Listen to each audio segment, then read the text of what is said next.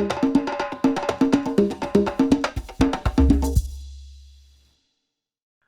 there, and welcome along to Africa's biggest braai. Joining me around it is Francis Nkwain and Courtney Freese. Gentlemen, so good to be here with you for the On the Whistle podcast. I hope you are well. We are the kings of the virtual braai wherever we are in the world. Francis, how are you doing today, my brother?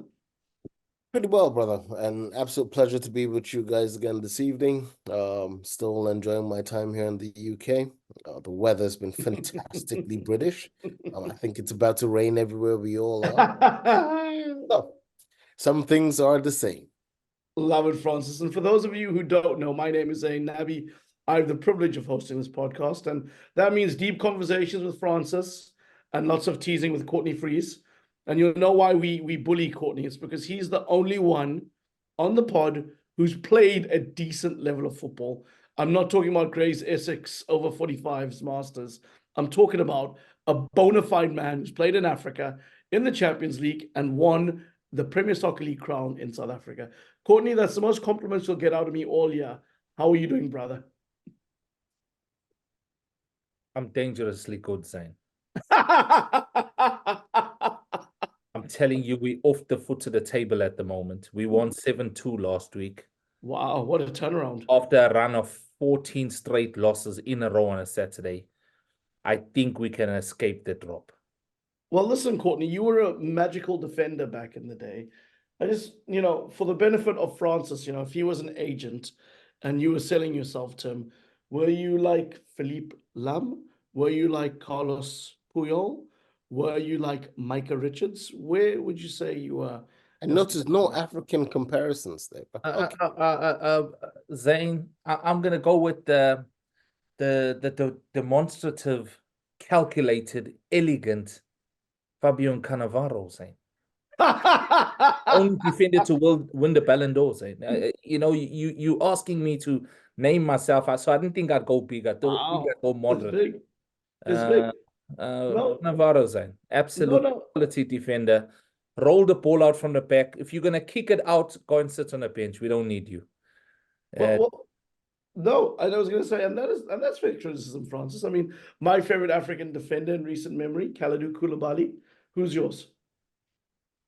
Wow, you just put me on the spot there. That's a big one. No, I loved Kalidou. I mean, there were so many, right? Like someone like Rigobert Song. We've got loads. Right now, I think I like Saliba. How can you not? Yeah, he does all the things I like defenders to do. And they've taken that leaf out of the Cannavaro, turn, Rio Ferdinand school of playing out, being comfortable on the ball, but doing... One of the things that made Cannavaro such an excellent defender, Zayn. Tell me. Besides his determination and the ability to really play well, he wasn't a very big defender. He wasn't a tall guy. He was just somebody whose timing was excellent. That's I think in all aspects of playing any sport is good when your timing is world class, man. But if it's for timing, my favorite was Laurent Blanc. Yeah, I just wish he pulled his socks up, man. I don't. No, it's the fact that he had his. I don't have respect. That's exactly it. That's exactly it. It's Maradona-esque. You got to pull your socks up, begun. Did you hear the young man yesterday? What's his name? They were singing his song unintentionally, Jude. Hey, Jude. And he came back out and he said, Don Carlos Ancelotti was yawning before the game, man. I love the people who take the game too seriously. Yeah. Let's go entertain me, man. Yeah, I would also be yawning. That's how Laurent Blanc played. That's how Maradona played. They don't take it too seriously. No, the great ones always can do that. And listen, guys, Rigobert's song, his socks were down. No, see, lots of examples. And I was going to say, guys, look, we're obviously going to get into the CAF Champions League semifinals. That's what's happening this weekend. So this is more of a bite-sized pod. But before I get there, I just wanted to read out some viewer comments to our last podcast last week when we did our deeper dive on the CAF quarterfinals. We had Adam Aziz, one of our loyal viewers on YouTube, and he said, good listen, I think we need goal line technology to make it very clear so there's no debate. He also was chiming in saying that with regard to the first game between that Simba had played in. They had great chances, but it came down to who wanted it more. And he said the only thing that could really perhaps stop Sundowns is if they have injuries and fatigue, or a team has more than him. So thank you for your comments, Adam. Always a pleasure. And then Tete Molefe, another friend of the show, he posted on our YouTube account saying, "Great podcast as always, guys. The issue with fans in Egypt, because remember we were talking about that, is the crowd restrictions since the Port Said incident. I feel Sundowns had a good crowd at Loftus, and I think the price for the CAF Champions League is less than 70 million rand. I'm expecting an exciting semi-final game, and I predict Sundowns and Ahly will be in the final." Well, listen, if you agree with TT or you agree with us, Adam, please post a comment, leave a review. YouTube, very easy to find. We're at the On the Whistle podcast. Same on Facebook. And if you're on X, formerly known as Twitter, or Instagram, just search for the OTW_podcast hashtag, or not hashtag, handle, and you'll find us very, very easily. But now, gentlemen, we're looking forward to the CAF Champions League semis. It's the first leg.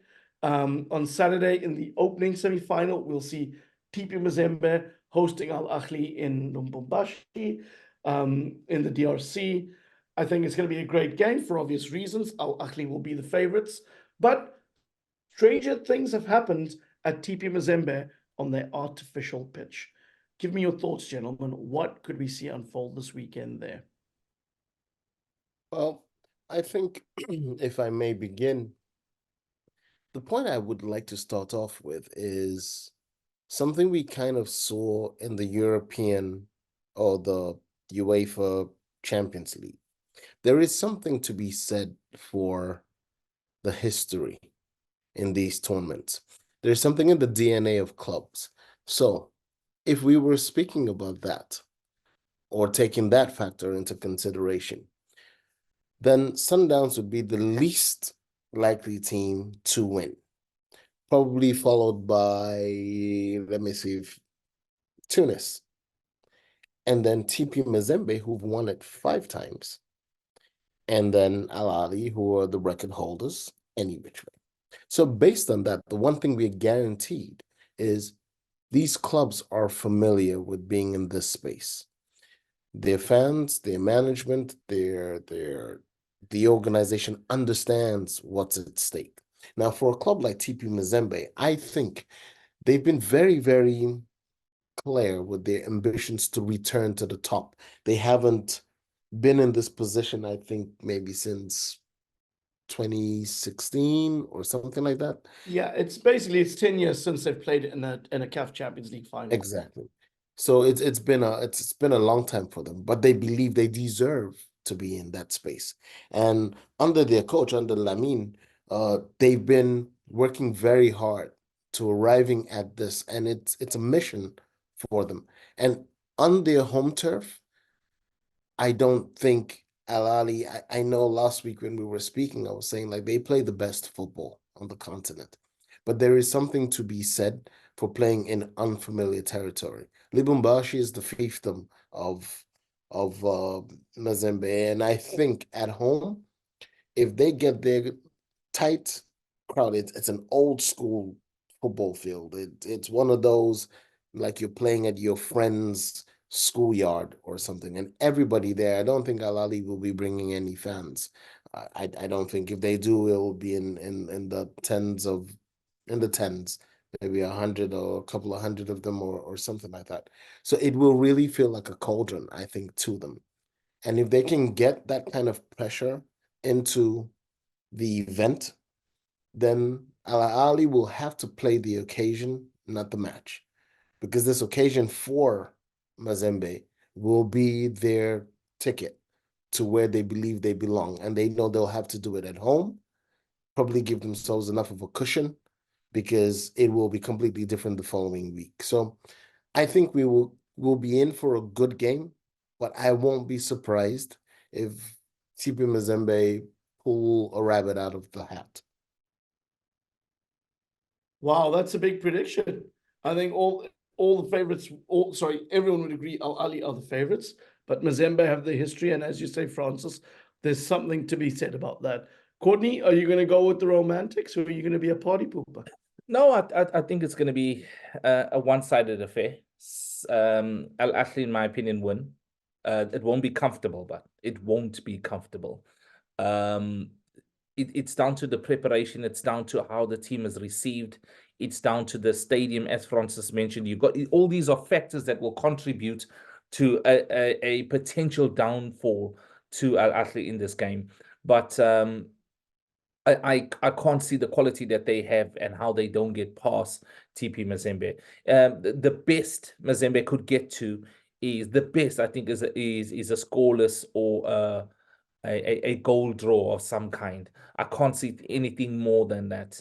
And Al Ahly know that this is a 200-meter sprint, not a 100-meter sprint. They just need to get through this tie in contention within the match.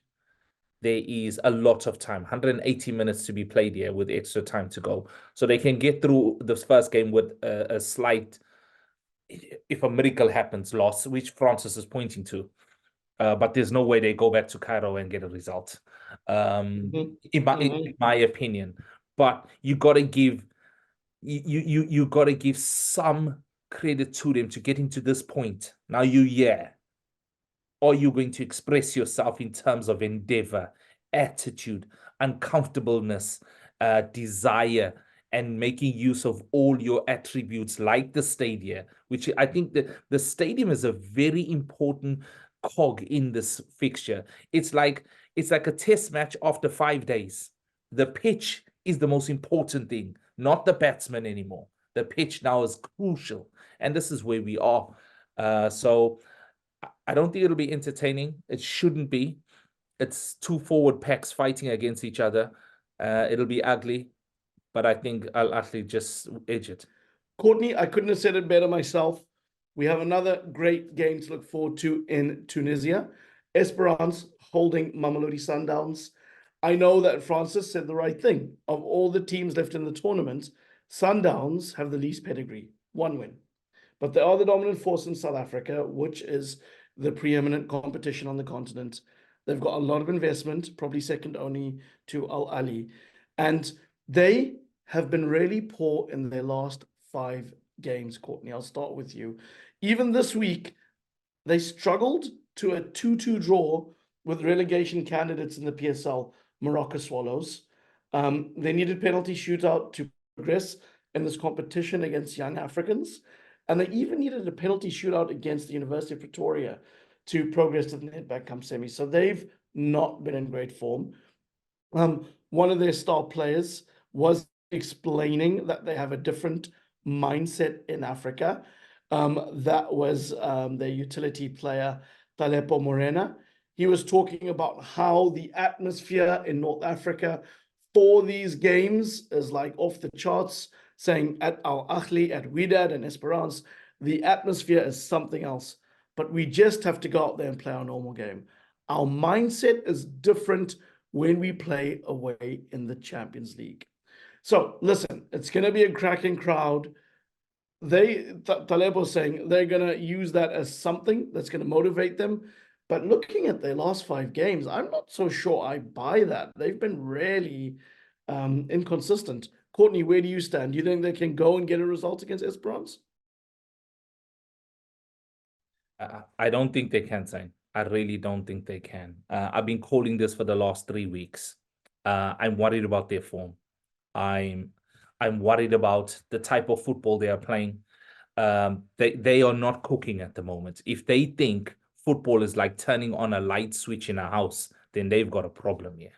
They will turn it on when they feel they are ready. They've got an issue. They are not in good form at all. You called out a few results. The one that worries me the most is the Pretoria University result. Playing in Pretoria, and they struggled. They struggled to get over the line in that game. I think Esperance have all the attributes to beat them. Esperance are the wrong team for them to play at this point in time. I spoke about their aerial advantage last week. Esperance will not be intimidated coming up against Sundowns, number one. Esperance will also be looking at their previous results that they've been putting together against other teams and thinking to themselves, okay, they are a good team, but at this point in time, they are there to be got at. So let's go after them. I would expect the home game in Tunisia to be, I have a funny feeling Sundowns won't score. That is the disadvantage. I don't think they score. They are off form at the moment. I can't see them getting through this tie. And I know you were really concerned ahead of the last round against Young, and that proved to be correct. Francis, what's your read on this one? I lean a lot with what Courtney has said. I know last week I was kind of like waxing lyrical about where they're going. And here I mean Sundowns. But I took the time to watch the last game actually. I was looking for highlights afterwards. And like Courtney said, it's the style of play or the lack thereof. And when you hear players say things like, oh, well, the atmosphere will get them going. And last week you touched on this. You said maybe the competition isn't as exciting at home at present for them, so it's almost a bit too easy. And so they've fallen into bad habits. And then I would say maybe they're tired because of all the exploits, having won the AFL, having a great core of this team, having participated in the AFCON. I think they're in a funk right now. And Esperance are a solid team. I was speaking with a good friend of mine, and we were talking about it's not an introduction, but like the role that the South Americans are playing in African football. And we were saying, oh, what a joy it could be to see Sundowns turn up with their Chileans and their Brazilians, and Esperance also have in the heart of their midfield, they've got Yasasi, fantastic Brazilian midfielder. And yes, we're talking about African football, but again, I always say this, I believe the beauty about the emergence of our game will be how we connect with the rest of the world. So for me, it was this opportunity to see Brazilians, because it's a Brazilian friend of mine I was speaking with, who's looking forward to seeing this competition with talent out of South America who are playing in Africa.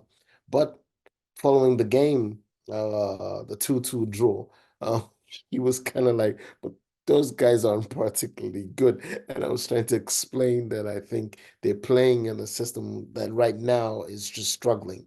And I think because they're in that phase, Esperance will take advantage of this. I think so. And I don't see Sundowns winning. And in a weird way, kind of like harking back to my former comment, if TP Mazembe are able to get the result that they need to get at home, I still don't think they will do it over 2 legs against Ahly. And so you begin to envisage this almost all North African final yet again in the brewing. So part of me hopes that Sundowns could do something, or maybe click their fingers and that magic that they believe can happen happens. But the only way that works in your advantage, like what Moreno was speaking about the atmosphere and all that, usually it's when that 12th man is your man. But this is an away game where these fans are extremely motivated. They have a history of success in this tournament. They want to see their club arrive at the top again. And they can smell the blood already, and I think they will take advantage of that. I think each person may win their home game, potentially. So the challenge for Esperance, in my opinion, will be to win it and win it handsomely at home. So that way they may lose 1-0 or 2-1 when they come to South Africa. But I think they could quite comfortably do a 3-0, 4-0 job. That's how I see things. And that's the fear, yes, Zayn. And you know, it's not often that we will talk this way, with this element of fragility around Sundowns. But Sundowns are so off form at the moment. And like I said, Esperance are not a team that can be bullied, you know. Big men, physical men, willing to trade with you as well. This is the wrong team. This is the wrong draw Sundowns have got. Sundowns would have, I'm sure they would have jumped at the TP Mazembe fixture, you know, and let us have a go at who's in the final, one-off fixture. Let us go there and roll the dice against someone. But this is the wrong team to face for them at the moment. They would be worried. I tell you now. And they have the right to worry. They're not just playing anybody. They're playing a very good team, hardly gives away goals. Yeah, I'd be shocked if Sundowns come away from there with a goal, let alone a result. All right, gentlemen. If you're Francis, you're probably seeing a TP Mazembe and Espérance final. If you're Courtney, you're probably seeing an Ahly and Esperance final, which would be a North African cracker. Gentlemen, always a pleasure speaking to you. I know there's lots of football this week to look forward to, and I can't wait to crunch it with you next week. I will be on the continent next week, so look out for that for those of you who are around. If you can get my country and my city and my favorite restaurant correct, and you meet me there, I'll buy you something. I need to book a flight then.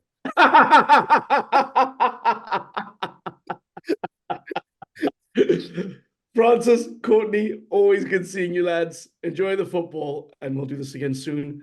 I'll be in the continent doing it with you. An absolute Thank you very pleasure. much, Look forward Zayn. to speaking next week.